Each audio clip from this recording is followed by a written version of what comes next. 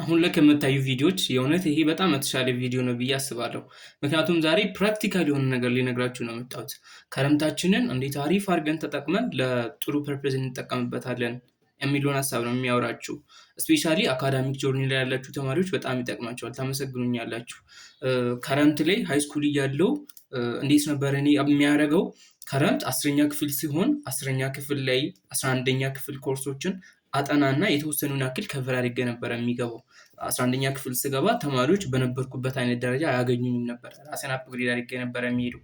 ላንጉጅ ስኪሌን ራሱ የዛን ጊዜ ለማመር ነበረ፣ እንግሊዝኛን ትንሽ አሪፍ ለማድረግ።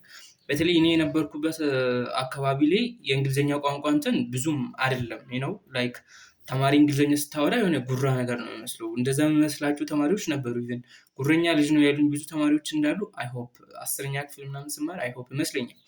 እና እንዴት ነው ያላችሁን ስኪል በደንብ ስኪል አፕ አድርጋችሁ ግቡ፣ ቀጣይ ግሬድ ስትገቡ ማለት ነው። ሌላ ካምፓስ ጆይን የምታደርጉ ተማሪዎች ደግሞ እንዴት ነው ራሳችሁ ላይ በደንብ ስሩና ሀቢት ቡልድ አድርጋችሁን ለመግባት ሞክሩ።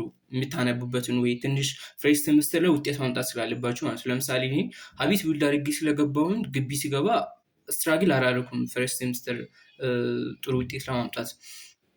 እንዴት ነው ይሄ ውጤት እዚህ ጋር እና እንዴት ነው ምንም አልተቸገርኩም ነበረ። ምክንያቱም ራሴ ላይ ሰርቼ ስለነበረ ሃይስኩል ላይ የሚያለው ግቢ ላይ ያው ምንም አዲስ ነገር አይፈጠርባችሁም። አሪፍ ከነበራችሁ ሃይስኩል ለማለት ነው እንደፈለጋችሁ እየሆናችሁ እንትን ማለት ትችላላችሁ።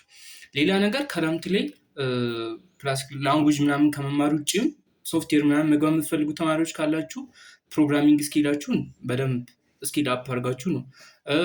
ሌላ ደግሞ ላይክ እንዲህ ነው ቢዝነስ መስራት የምትፈልጉ ካላችሁ ደግሞ የቢዝነስ ስታርታፕ የሚሆናችሁን አይነት ስኪሎችን ለማዳበር ሞክሩ። ላይክ ቪዲዮ ኤዲቲንግ አይነት ነገሮች፣ ሜቢ ግራፊክስም ሊሆን ይችላል። ብቻ የምትፈልጉን አይነት ነገር ማለት ነው። ከዛ በዘለለ ደግሞ መጽሐፎችን አንብቡ።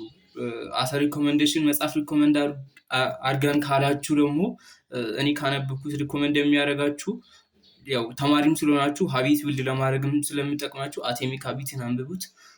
ከዛ ደግሞ የምትወዱትን አሪፍ የሆናችሁበትን ነገር ለማወቅ ደግሞ ማስትሪ የሚለውን መጽሐፍ ብታነቡት አሪፍ ነው። ያው መጽሐፉን እንዴት እናገኝ የሚል ካለ ኢንቦክስ አድርግልኝ፣ ከዛ እኔ ፒዲኤፉን ልክልሃለሁ። የዛሬ ቪዲዮ ሀሳብ ይሄ ነበረ። አመሰግናለሁ።